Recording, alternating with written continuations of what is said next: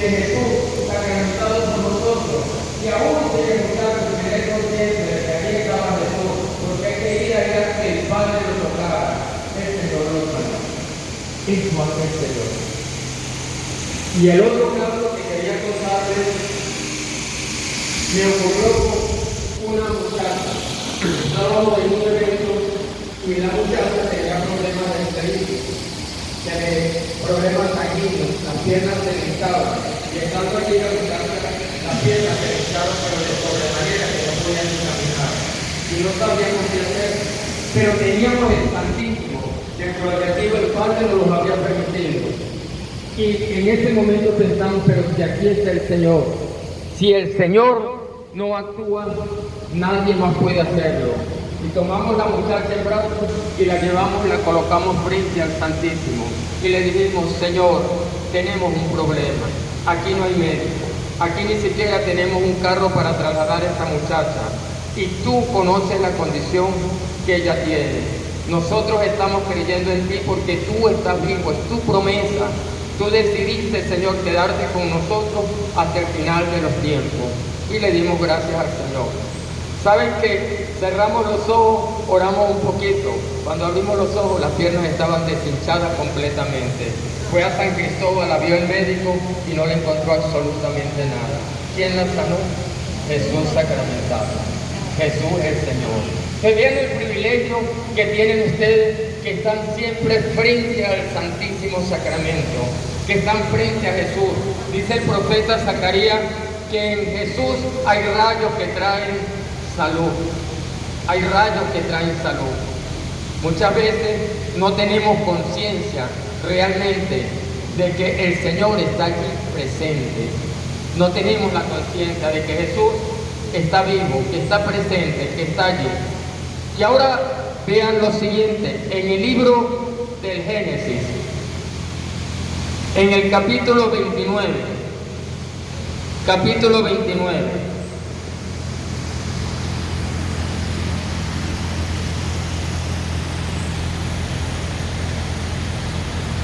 versículos 31, dice la palabra: cuando el Señor vio que Jacob despreciaba a Lea, hizo que ésta tuviera hijos, pero a Raquel la mantenía estéril. Lea quedó embarazada y tuvo un hijo al que llamó Rubén, el primer hijo de Jacob.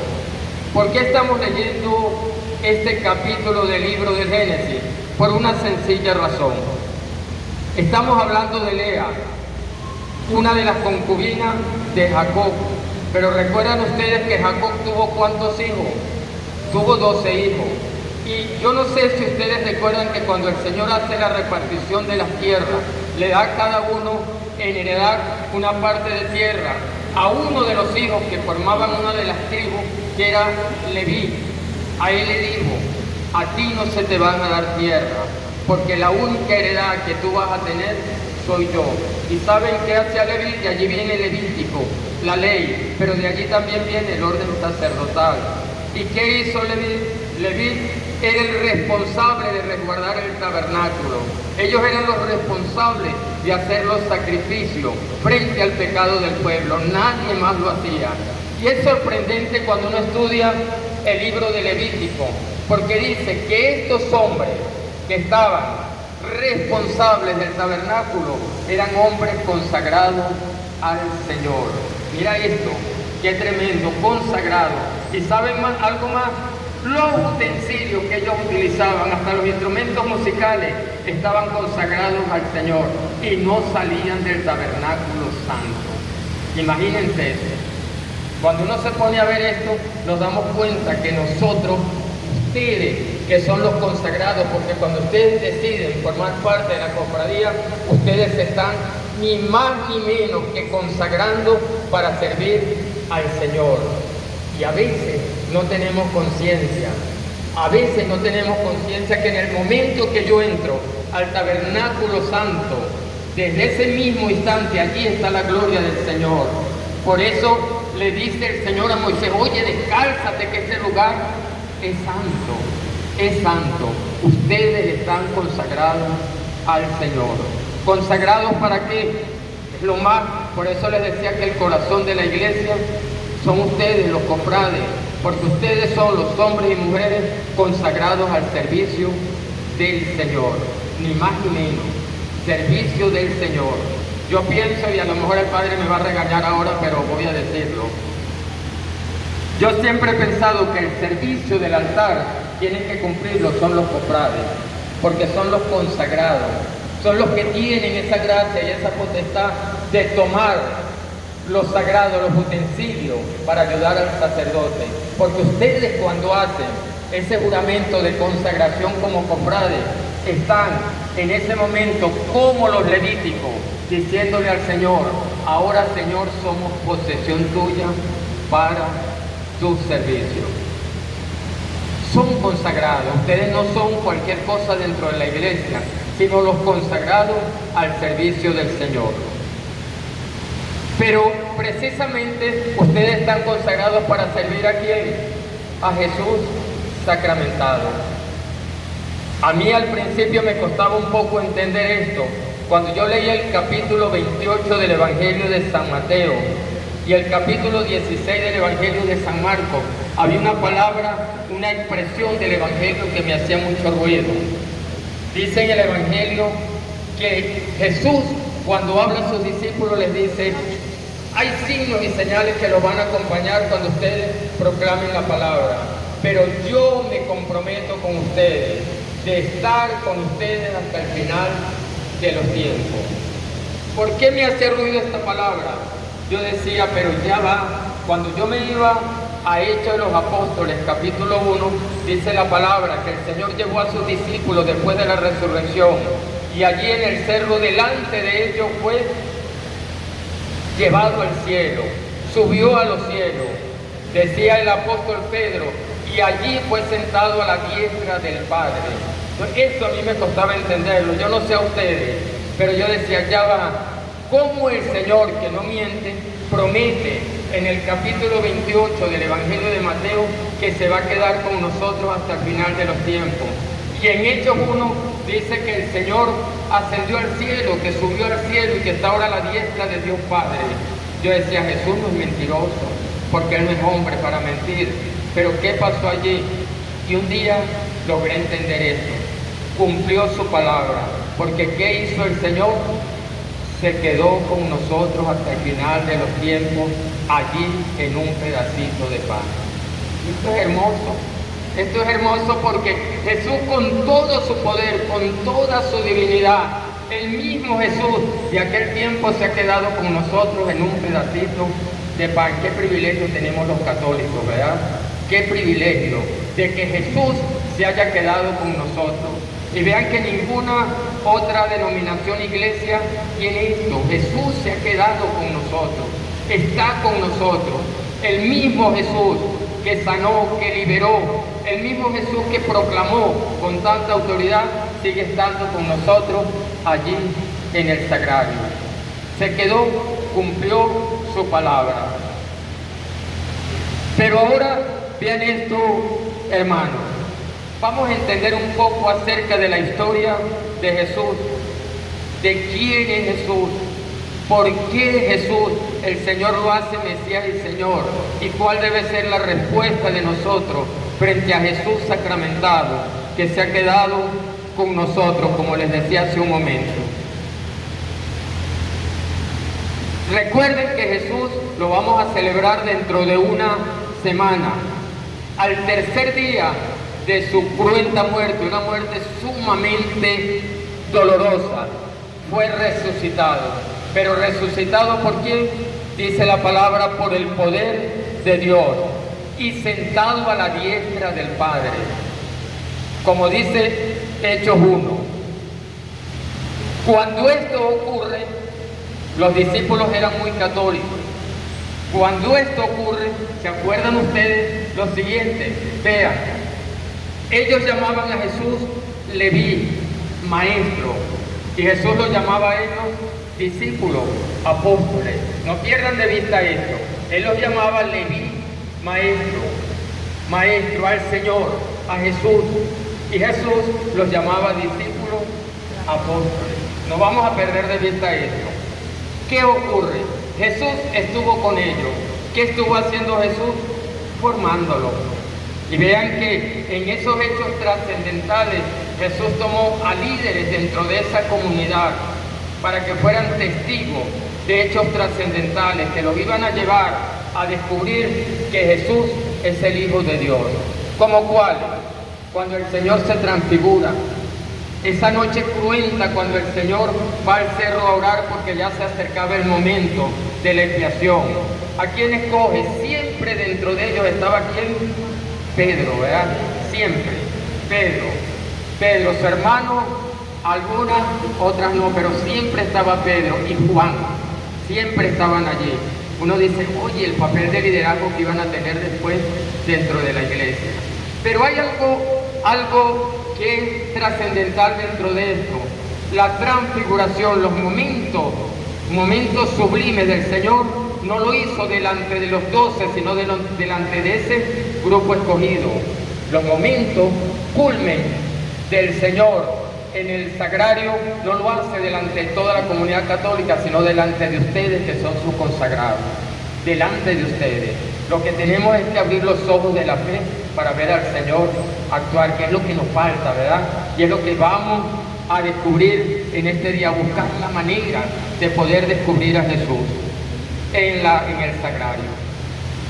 Pues dice la palabra que el Señor los iba formando, estaba con ellos, iba con ellos.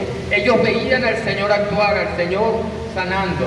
El Señor llamó a los que Él quiso, dice la palabra, a los que Él quiso, y los constituyó en apóstoles, y caminaba con Jesús, caminaban. El Señor les reveló todo el plan de salvación que Dios Padre tenía previsto. Se los reveló, pero ¿creyeron ellos en el Señor? ¿Qué creen ustedes? ¿Creyeron? No creyeron. ¿Se acuerdan ustedes que cuando Jesús se manifiesta a ellos y les dice, oye, ¿quién dice la gente que soy yo? ¿Qué dijeron ellos? Unos dicen que eres el profeta Elías, otros dicen que eres Juan el Bautista, otros dicen que eres Jeremías. Y el Señor dejó que ellos hablaran, pero luego hace una pregunta muy puntual y muy directa. Bien, ¿y ustedes quién dicen que soy yo? Muy directa. Y esa pregunta nos la está haciendo el Señor en estos tiempos dentro de la iglesia. ¿Y tú quién dices que soy yo? Dice Jesús. Respóndanse ustedes en un momentico. Si Jesús, como se le manifestó a los discípulos, se te manifiesta a ti en este momento y te pregunta, ¿quién soy yo para ti? ¿Qué respuesta le darías tú? A mí no me la respondan, respóndansela a Jesús. ¿Qué respuesta le darías tú? Bueno, continuamos mientras ustedes buscan la respuesta. Pedro era como que el más extrovertido, el más salido. Y Pedro le dice, tú eres el Hijo de Dios, tú eres el Mesías, tú eres el Señor. Un arrebato del Espíritu Santo en ese momento. Un arrebato, porque fue una revelación del Espíritu a Pedro. Pero vean lo humano que somos, que cuando Pedro revela esto, el Señor sabía lo que iba a pasar, pero dijo el Señor, aquí hay cierta preparación ya, y les dice, pero si hace necesario que yo vaya a Jerusalén, y allí me van a apresar, y allí me van a crucificar. ¿Y qué dijo Pedro? Eso jamás, Señor, eso nunca, ¿cómo se te ocurre? Y tuvo el Señor que tratarlo fuertemente y llamarlo, cállate, Satanás, ¿verdad? Cállate, porque estaba entorpeciendo el plan de Dios. Pero hay algo hermoso y en eso quiero detenerme, no pierdan de vista lo que les dije hace un rato. Vean esto, Jesús no escondió nada, les dijo cómo iba a morir, pero les dijo también, pero no se inquieten, porque al tercer día voy a resucitar. Al tercer día van a ver ustedes ese signo de la resurrección y van a comprobar ustedes que realmente yo soy el que ustedes esperan, el Mesías. Murió Jesús crucificado. ¿Qué hicieron los discípulos? se dispersaron, se fueron huyendo, porque tenían miedo a correr la misma suerte que corrió Jesús. ¿Se acuerdan que Pedro, sentado allí en el Sanedrín junto al fuego, cuando una muchachita que era sirvienta sale y dice, este es uno de ellos, porque mira, es Galileo, habla como ellos, se parece a ellos? Nos pasa muchas veces a nosotros cuando dicen, este es cofrade, es que miren cómo hablan, miren la expresión, y a veces tenemos tanta vergüenza y digo, no, yo no soy de eso, yo no. Así le pasó a Pedro, cuando la muchachita dice, este es discípulo de este hombre, él, mire cómo habla, es que se parece a él. ¿Qué dijo Pedro? Estás loca, yo ni siquiera conozco a ese hombre, ¿dónde está sacando todo eso? ¿De dónde? Pero Pedro no había sido testigo del poder de Dios manifestado en su Hijo Jesús. ¿Y qué pasaba ahora? ¿Qué pasaba con Pedro? El miedo, ¿verdad?, lo paralizó y lo llevó a ser un antitestimonio, un antitestigo del Señor. Pero allí no termina la historia. Jesús les había dicho que iba a resucitar. Cuando llegó aquella mujer amaneciendo del domingo, María Magdalena, gritando de que la tumba estaba vacía, que Jesús había resucitado, ¿qué dijeron los discípulos? Eso es mentira. No creyeron en Jesús, no creyeron en la resurrección. Si de repente a ti te ha pasado que has dejado de creer, no te preocupes, a los discípulos también les pasó, a los apóstoles también les pasó. Ahora vean lo tremendo de todo esto. Habían dos hombres también por la calzada de Emaús, donde el Señor se les manifestó, caminó con ellos y se les reveló. Y cuando ellos llegan, el Señor se manifestó en algo hermoso que nosotros los católicos tenemos que tener presente siempre. Todo el camino de la calzada, casi 120 kilómetros, paseando allí, Jesús con ellos, y no lo reconocieron, y reconocen a Jesús en la fracción del pan. ¡Qué hermoso! ¿Dónde lo reconocen? En la Eucaristía, en el pan sagrado. Allí estaba Jesús. Es allí donde caen las escamas de los ojos y dicen, de veras que Jesús, con razón nos ardía el corazón. ¡Qué hermoso esto! Con razón nos ardía el corazón. Y ahora vean, ¿qué hicieron ellos? Cansados porque venían entristecidos, adoloridos después de la crucifixión del Señor, y volvían a su casa en Emaús. Se regresaron a contarle a los discípulos que realmente Jesús había resucitado y que Jesús se les había aparecido. ¿Qué dijeron los discípulos? No lo creemos, no lo creemos. Y la única manera de que los discípulos creyeran que Jesús realmente había resucitado fue que Jesús se hiciera presente, que Jesús se les apareciera. Y no solo eso, vean que sinvergüenzura había los discípulos que se parecen tanto a nosotros, que Tomás no estaba allí. Y cuando los discípulos, los otros dicen, Tomás, de veras el Señor ha resucitado y se nos ha aparecido a nosotros. ¿Qué dijo Tomás? Ese chino cuento no me lo como, yo no creo. La única manera de que yo crea es que meta mis dedos en sus llagas y mi mano en su costado. No hay otra manera. No se parece a nosotros. Sí, a veces andamos buscando signos extraordinarios sin darnos cuenta que el Señor se manifiesta dentro de las cosas ordinarias de la vida. Es que no creo si la hostia no se convierte en un pedazo de carne en las manos del Padre. Es que no creo si en la hostia no manan gotas de sangre. No creo, porque ¿qué ocurre? Somos muy racionales, muy cartesianos. Queremos ver para creer como Tomás. Queremos ver para creer. Y el Señor, que nadie le gana en generosidad, pues se manifestó y le dijo, Tomás, aquí estoy, venga, meta sus dedos en mis llagas y tu mano en el costado. Y cayó Tomás y dijo, Señor mío y Dios mío. Creo en ti. Ahora sí, ¿verdad? Ahora sí. ¿Cuántas veces nosotros no somos como Tomás y como Pedro, verdad? Por nuestras actitudes, aún estando frente a Jesús, siendo cofrades, siendo adoradores del Señor, nos cuesta creer que Jesús realmente está presente allí. Porque cuando vemos un pedacito de pan, una hostia, uno dice, ¿cómo es posible que tanta divinidad esté presente allí? ¿Es que acaso hay algo imposible para el Señor? Y si Él lo prometió, es porque es así, es porque está allí, es porque cumple la palabra, cumple lo que Él nos dijo. Una vez que los discípulos tienen esta experiencia de resurrección, empezó el grito dentro de la iglesia: Jesús está vivo, la tumba está vacía. Esa era la buena nueva que anunciaba la comunidad cristiana. ¿Saben? Lo único que hacía esa comunidad era ir a todos lados a hablarle: de veras ha resucitado, la tumba está vacía. El grito que se oyó el domingo de resurrección, que resonó en toda la tierra, es: la tumba está vacía, Jesús ha resucitado, está vivo, es el corazón de la iglesia. Dios Padre no permitió que su Hijo experimentara la corrupción, al contrario, lo exaltó y lo glorificó. Es el grito de la iglesia. ¿Y ha cambiado ese grito dentro de la iglesia en este tiempo? No, y tenemos que hacerlo resonar,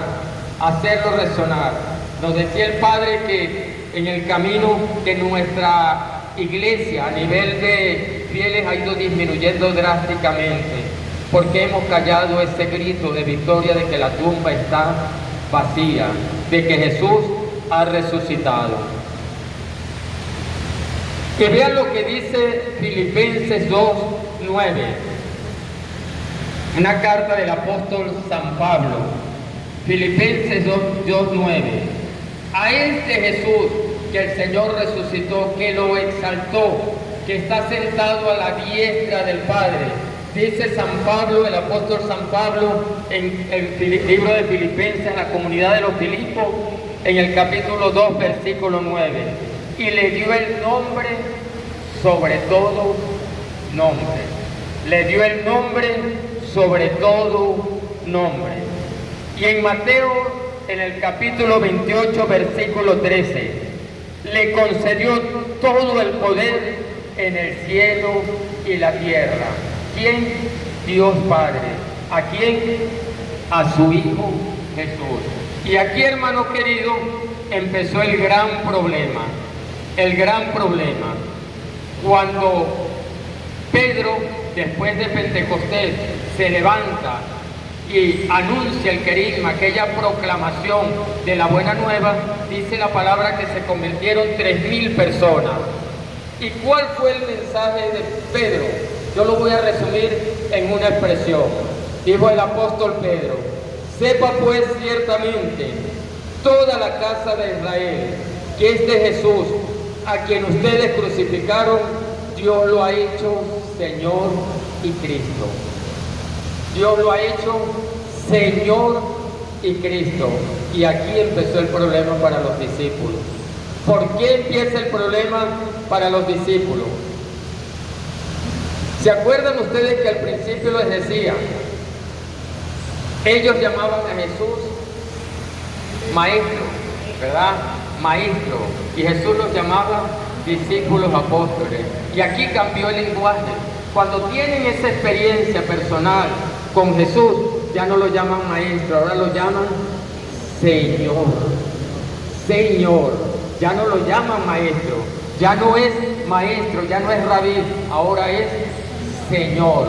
Y aquí empezó el problema para ellos, porque según las circunstancias de aquel tiempo, el Señor era una palabra que se daba solamente a aquellos que tenían cierta autoridad, estaba por encima de todo. No es como nosotros la empleamos ahora que decimos señora al vecino, no.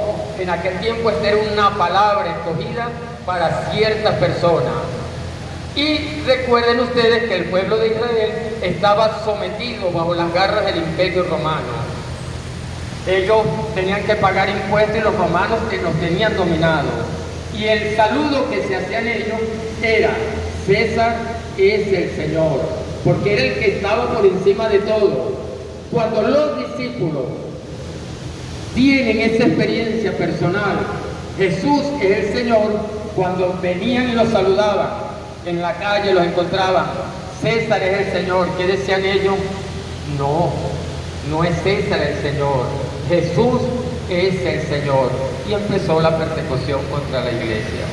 ¿Por qué? Porque sencillamente a quien llamaba el pueblo de Israel Señor, para ellos ya no era el Señor. El Señor es Jesús. Jesús. Es decir, ellos llamaban Señor, Padre me corrige, creo que era Kyrios, era la palabra para Señor. Y al César ellos lo llamaban Kyrios, César es el Kyrio. Y ellos decían, no puede ser así.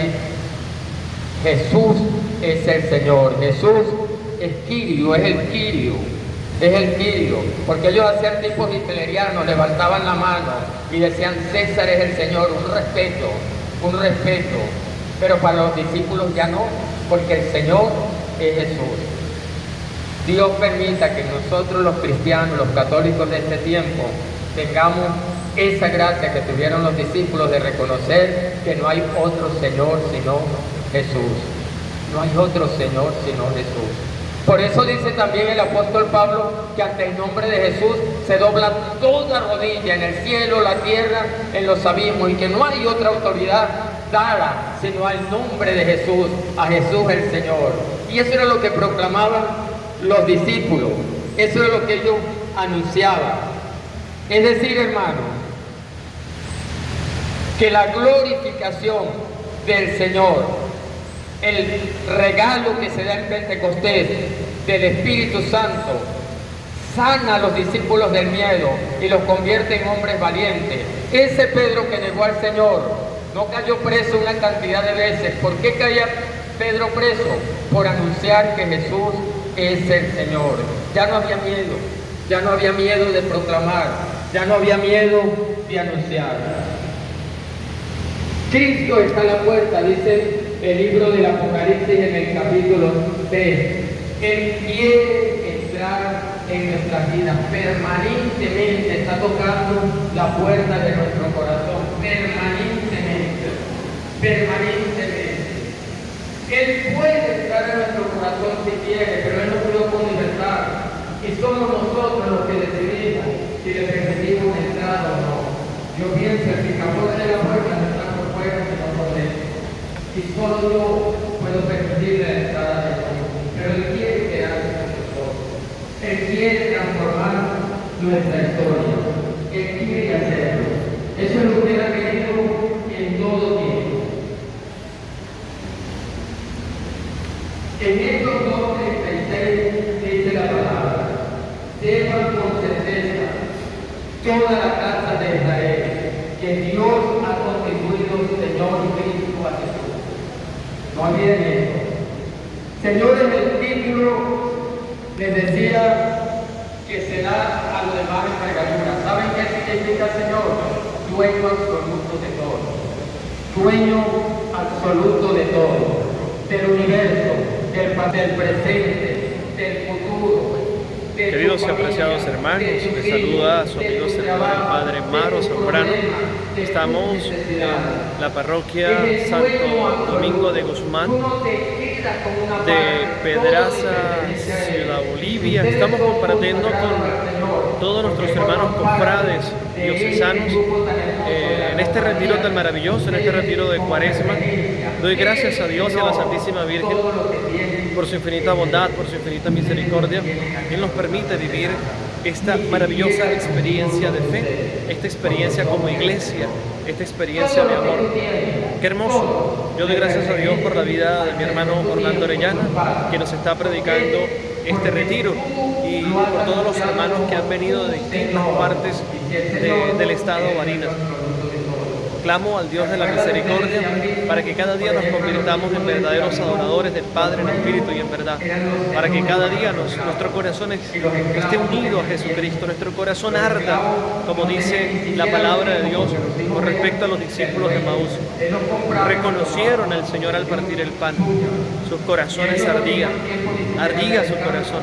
Que hoy siempre tu corazón arda por Jesucristo, que le abra tu corazón al Señor en esa nueva experiencia de fe, que cada uno de nosotros aprovechemos cada palabra que se nos está predicando, cada palabra que el Espíritu Santo está inspirando. Así que bueno, mis amados hermanos, sigamos participando, sigamos viviendo este retiro eucarístico, este retiro que el Señor nos está permitiendo compartir con todos nuestros hermanos cofrades acá en nuestra diócesis de Barinas, Venezuela. Un servidor del Padre Maro Zambrano les bendice como asesor diocesano de la Cofradía del Santísimo Sacramento del Altar. Pido al Señor que los bendiga y sigamos, mis amados hermanos, disfrutando de esta experiencia de fe. Que el Señor Jesucristo nos siga bendiciendo. Él los llamaba siervos, los llama siervos, y el siervo hace lo que el maestro le dice.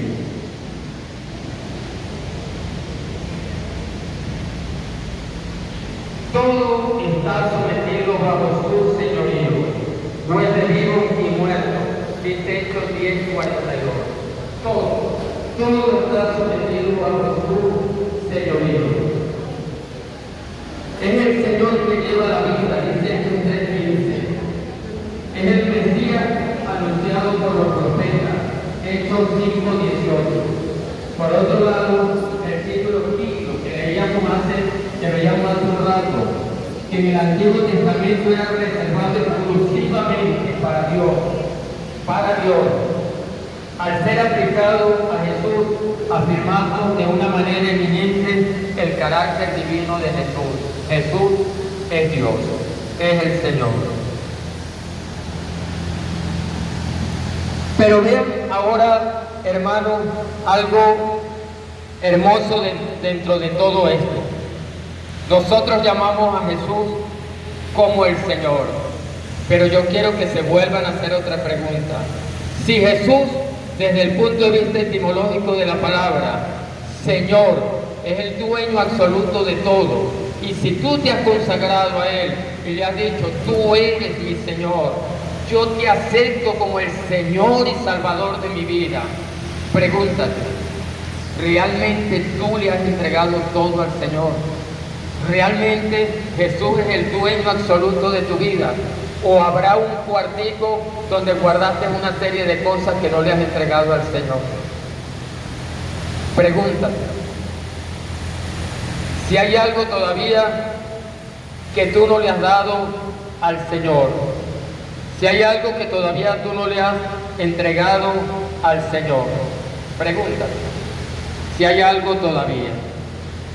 El señorío de Jesús debe ser total, debe ser completo, si no, no es señorío. Si no, no es señorío. ¿Y por qué digo esto? Te lo digo por mi propia experiencia. Cuando uno tiene problemas en casa con un familiar, uno inmediatamente dice, Señor, si yo te estoy sirviendo, ¿por qué no estás haciendo esto en mi casa? Señor, ¿por qué tengo a tal enfermo? ¿Por qué permitiste que muriera tal persona? El siervo no pregunta. El siervo simplemente está, hace la voluntad del Padre. Y eso nos cuesta mucho, ¿verdad? Nos cuesta mucho. Eso nos cuesta bastante. ¿Por qué mi hijo se fue? ¿O por qué mi hijo está como está? ¿Por qué tú, Señor, no estás haciendo nada? Eso no lo hace un siervo. ¿Se imaginan ustedes a un esclavo en tiempos de la colonia reclamándole al dueño? Lo mataban inmediatamente. Somos siervos del Señor y ustedes, cofrades, hermanos, ustedes están consagrados, ustedes han hecho a Jesús su Señor y nada de lo que ustedes tienen les pertenece, nada, absolutamente nada les pertenece. El servicio es total, todas las áreas de nuestra vida. Apocalipsis 3:15-16, Él nos quiere todo. Él no quiere una parte y nuestras vidas no ocurre absolutamente muchas veces nada porque no le permitimos a Él que se haga el Señor de nuestras vidas. El Señor, que era el grito del apóstol Pablo a las comunidades. Jesús es el Señor y fue el grito que resonó en el domingo de resurrección. Jesús es el Señor.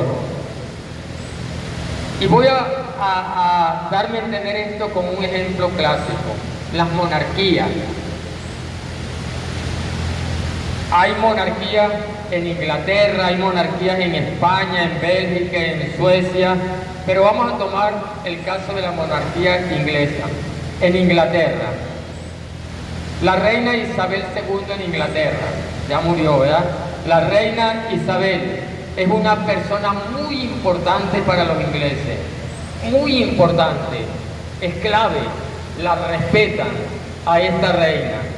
Su imagen está en todas partes, ustedes la ven en todas partes, está en los billetes, en las monedas, en las estampillas postales, en oficinas del gobierno, en el sitio más importante del país, allá hay una imagen de la reina.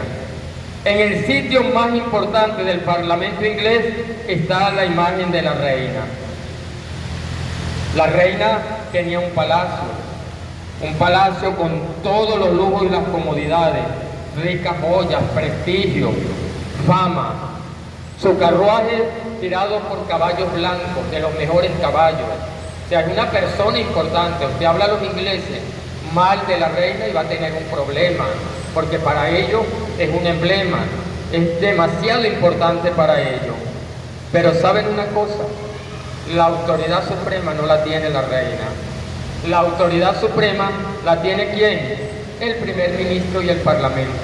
Ellos son los que mandan, aun cuando tienen allí una imagen de la reina, y aun cuando respetan a la reina, y aun cuando la reina es la imagen más querida dentro de la monarquía inglesa. Pero el parlamento y el primer ministro son los que mandan. La reina es para los desfiles, nada más. La reina es para las fiestas importantes, para los aniversarios, pero no gobierna el país.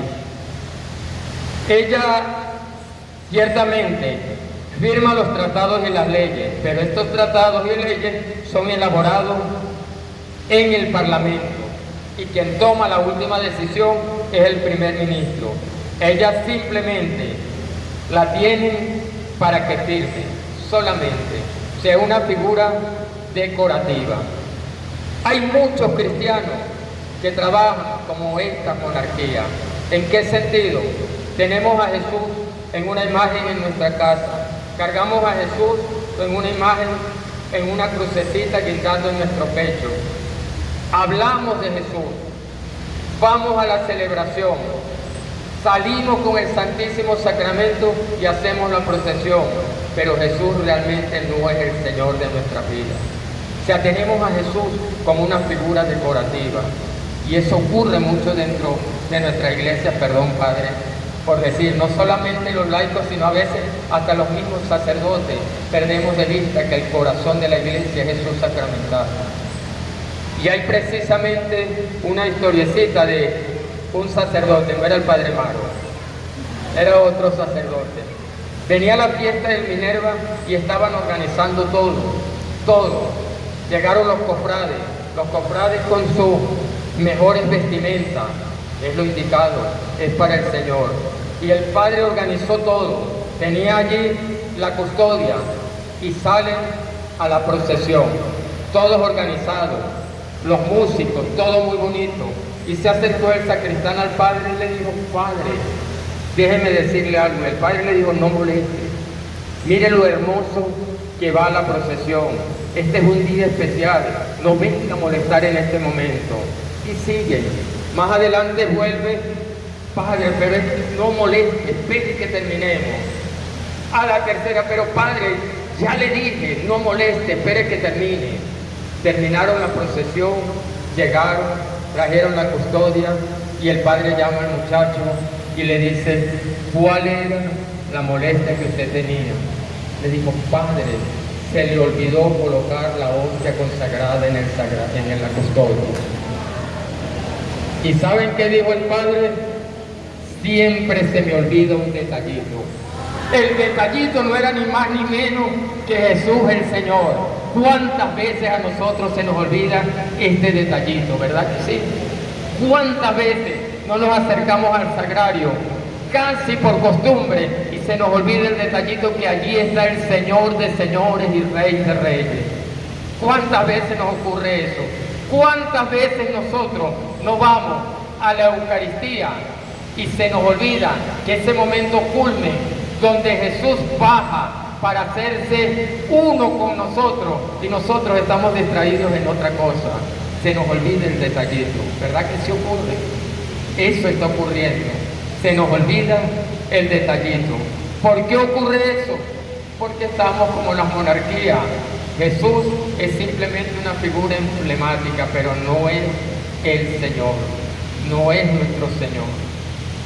Grandes cuadros en nuestra casa, pero no es Jesús el que tiene la autoridad en nuestra casa. Soy yo el que tengo la autoridad. Soy yo el que decido, aunque tengo un altar muy hermoso con la Virgen y el Señor y un crucifijo, pero yo soy el que decido, no es Jesús el Señor. Nos pasa como las monarquías. Las monarquías, a Jesús lo tenemos cuando hay problemas para que nos lo resuelva, pero más nada. ¿Cuántos de nosotros, Queridos y apreciados hermanos, doy gracias a Dios por esta predicación de nuestro hermano Orlando Orellana. Que el Señor le bendiga. Muchísimas gracias a todos ustedes por estar escuchando esta palabra de bendición, por estar escuchando esta palabra de vida eterna. Que Jesús sacramentado nos bendiga y que la divina misericordia nos acompañe. Que Dios camine con nosotros. Que Dios nos dé la gracia de vivir plenamente su presencia. Que Dios los bendiga, queridos hermanos, en la gracia del Padre, del Hijo y del Espíritu Santo.